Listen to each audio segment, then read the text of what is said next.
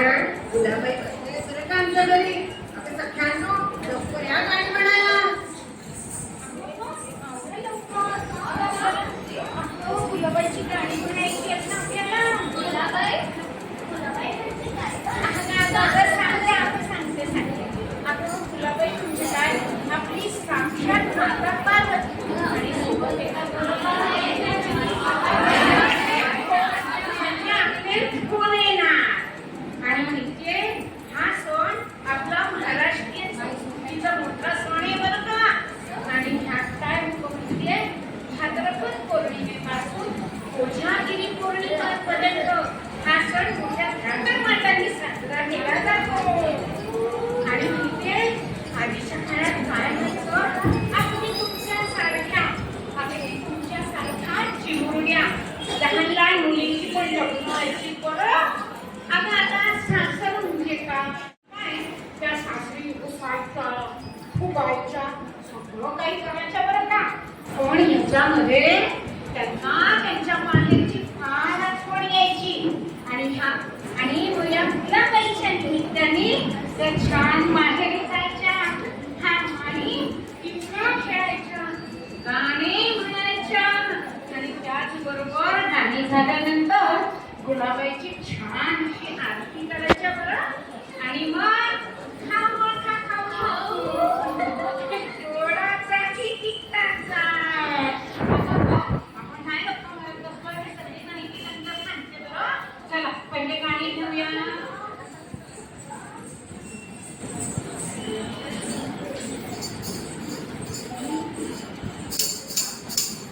झेंडा बघया दोघीजणी घरात नव्हतं तीर्थ कोणी तिच्यावरचं लोणी खाल्लं कोणी तेच खाल्लं वैदिनी.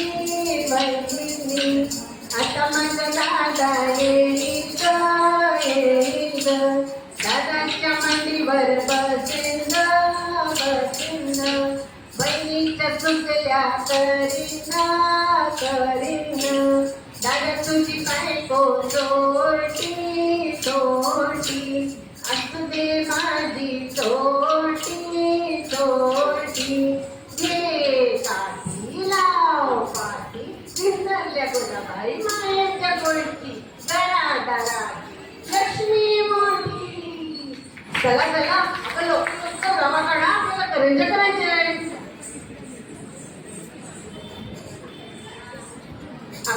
माती खायला तो खायला आता खायला सुरेख बाई जात देरो.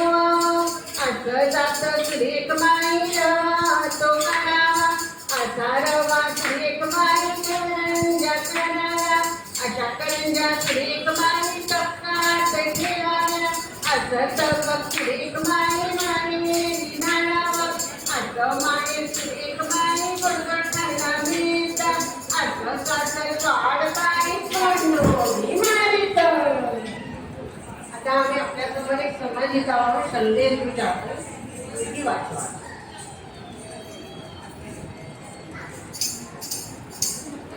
कैलमा गणेश देवा मुलगी होते मला करी तुझी सेवा. मुलीची हौस मला खूपच भारी काहो माताय तिला पोटामध्ये मुलगी असते घरची पडते उजळून टाकते दोन्ही घरची. मुलगा जरी असेल वंशाचा किंवा जगण्याचा अधिकार कुठे मुलींना हवा. ती बाई ती कन्या ती एक स्त्री आहे. मारू नको आई मुलीला जन्माला येऊ दे. मग फिरून मी पुन्हा कधी येणार नाही. भाग्य कन्यादानाचं कोणालाही मिळणार नाही. इतरांची ताई माई पत्नी त्यांना मिळणार नाही. जग हे मुलींशिवाय कसं जाणार सांगा. लव जिहाद मध्ये अटकू नका. हुंड्याचा तुम्ही विरोध करा. अत्याचार सहन करू नका. स्वाभिमानी तुम्ही बना. स्वतःच्या पायावर उभ्या राहा. म्हणून तिला हिणवू नका. सासरी जाऊन मान राखेल आपला.